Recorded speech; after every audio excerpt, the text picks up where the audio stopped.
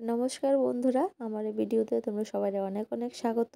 তো কে না চায় বলো, হাতের লেখা সুন্দর করে লেখার জন্য। হাতের লেখা সুন্দর হোক, সবাই চায়। তো হাতের লেখা সুন্দর করতে গেলে প্রথমে কিন্তু আমরা বর্ণমালাটি একদম স্পষ্টভাবে সুন্দরভাবে লেখা শিখতে হইব।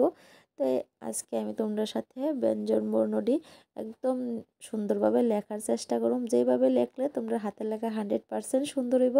তা আমরা অনেকেই কিন্তু এরকমভাবে বর্ণমালাটি লিখি না, মানে যেটা সঠিক সেরকমভাবে লিখি না। ছোটোবেলা থেকে যেরকম শিখছি সেরকমই কিন্তু লিখি। কটা যদিও সবাই মোটামুটি লিখতে পারে, কিন্তু খটা কিন্তু বেশিরভাগ লোকের একদমই হয় না, ঘও হয় না। তারপরে ঘ, এইটাও কিন্তু সবার মানে সঠিকভাবে হয় না। আর ও তো আরও আগেই মানে অনেকের হয় না ধরতে গেলে। তো আমরা যদি বর্ণমালাটি একটু সুন্দর করে লেখা শিখি, তাহলে কিন্তু আমরা লেখাটাও অনেকটা সুন্দর হইব, হাতের লেখাটাও অনেকটা সুন্দর হইব। তো অনেকেই কিন্তু চায় হাতের লেখাটা যাতে একটু সুন্দর হয় সবার। তো খুব সহজভাবে মানে হাতের লেখাটা যাতে সুন্দর হয়, এটার লেগে কিন্তু আজকে আমার এই ভিডিওটাতে তোমরা লগে শেয়ার করতেছি যে বর্ণমালাটি ঠিক কোনটা কীরকমভাবে লিখতে হইব। আর অনেকেই কইতে পারো যে এত আস্তে আস্তে লিখলে তো মানে লিখতে লিখতেই টাইম যাইব গা। এটা না, প্রথমে যে সময় আমরা শিখি সে সময় কিন্তু আস্তে আস্তেই লেখাটা শিখতে হয়। যখন আমরা শিখি তারপরে আস্তে আস্তে লেখার স্পিড বাড়ে। আর যখন আমরা বর্ণমালাটা সঠিকভাবে লেখা শিক্ষা যাবো, তখন কিন্তু আমরা হাতের লেখাটাও অনেক সুন্দর হইব।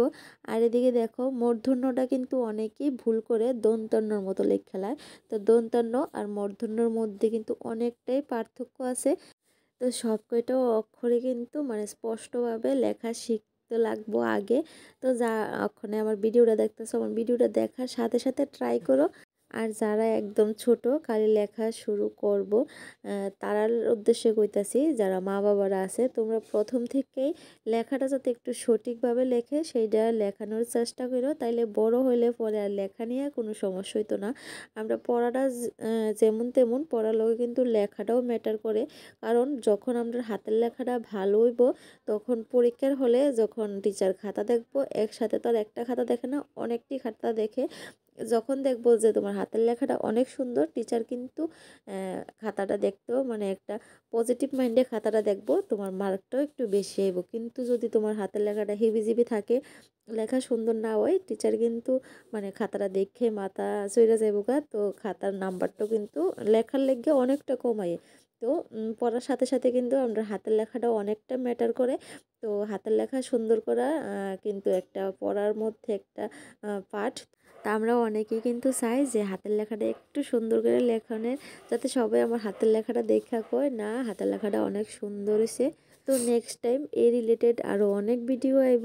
তো সবাই সাবস্ক্রাইব করে আবার পাশে থাইকো, আর ভিডিওটা শেয়ার করে দিও যাতে সবার কাছে পৌঁছায়। আর সবার শেষে একটাই কথা কইতাম চামু যে শিক্ষার কোনো বয়স হয় না, আর শিক্ষারও কিন্তু কোনো শেষ হয় না। তো আমরা চাইলে কিন্তু বড়রাও এই ভিডিওটি দেখে নিজেরা হাতের লেখা অনেক সুন্দর করতে পারি। তো আজকের মতো টাটা।